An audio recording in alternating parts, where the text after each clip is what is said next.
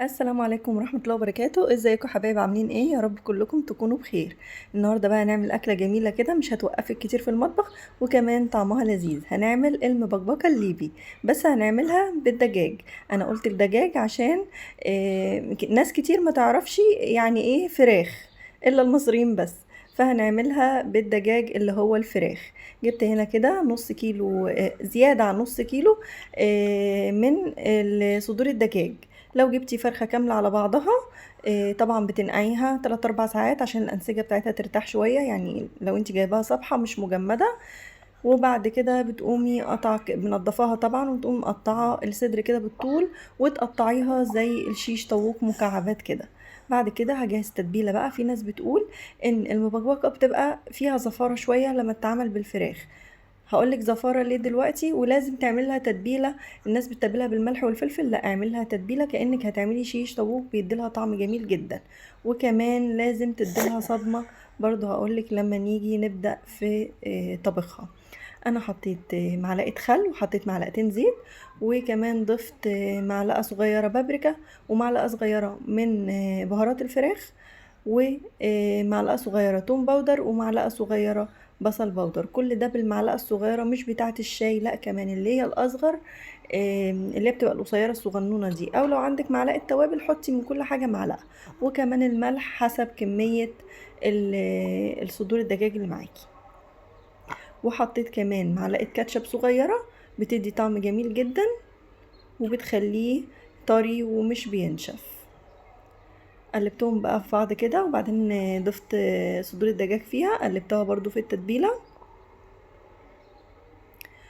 وسبتها نص ساعة. لازم تسيبها في التتبيلة نص ساعة او ربع ساعة.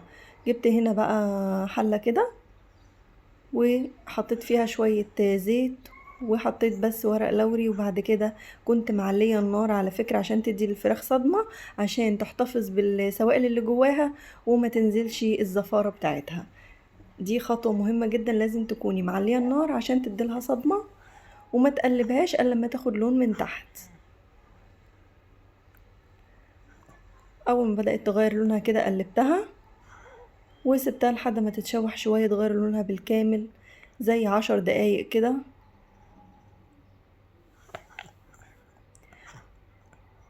وبعدين جبتها على جنب شوية بقى كده، وكنت مقطعة بصلة، ونزلت بالبصلة كده في المكان اللي انا يعني ايه شلت منه الفراخ، لحد ما البصلة تدبل وتاخد اللون الشفاف.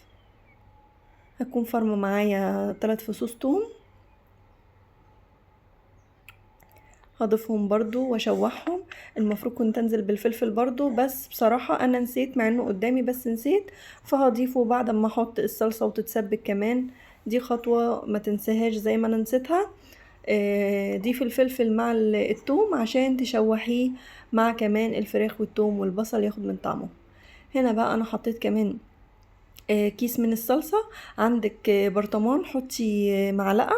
انا بصراحة ما كانش متوفر عندي البرطمان، فلقيت الكيس ده قمت ضفت كيس من الصلصة. وبعد كده حطيت عصير الطماطم، افتكرت بقى الفلفل فهحط بعد عصير الطماطم.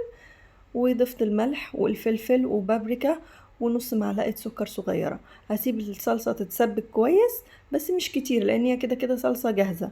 وبعد كده هضيف مية سخنة، اللي هي هتبقى على قد المكرونة، لان المكرونة هتتحط نية مش مسلوقة، فلازم تضيفي مية كتير. وطبعا التسبيكة لازم تكون زي ما انت شايفاها مخدومة كده، لونها احمر. انا حطيت الفلفل بصراحة، برضو هيستوي وهيبقى طعمه جميل مفيش مشكلة، بس حطيه يتشوح مع الفراخ والبصل والثوم في الاول. بعد كده ضفت المكرونة كده نية، وبعدين قلبتها. كل شوية كنت افتح عليها واقلبها، لان طبعا المكرونة بتلزق من تحت عشان عصير الطماطم والصلصة. وبغطي عليها تاني لحد ما الاقي المكرونة بدأت تتشرب وتستوي. دقت الملح بتاعها كده لقيت طعمها جميل. بعد كده غطيت عليها شوية، عايزة تزوديها كمان مية زوديها، عجبك القوام ده ماشي. المهم بعد ما تزودي المية السخنة تكوني مغطية على الفراخ زي نص ساعة كده عشان الفراخ تستوي. اوعي تضيفي المكرونة على طول، لازم تسيبي الفراخ تستوي. وبعد ما المكرونه اتشربت كده وخلاص الفراخ استوت وكله بقى تمام، قدمته بقى في طبق التقديم بتاعي، وزي ما انتوا شايفين بالشكل الجميل ده. لو وصلتي لحد هنا بقى وعجبك الفيديو، يا ريت ما تنسيش الاشتراك وتفعلي زر الجرس عشان يوصلك كل جديد. والسلام عليكم ورحمة الله وبركاته.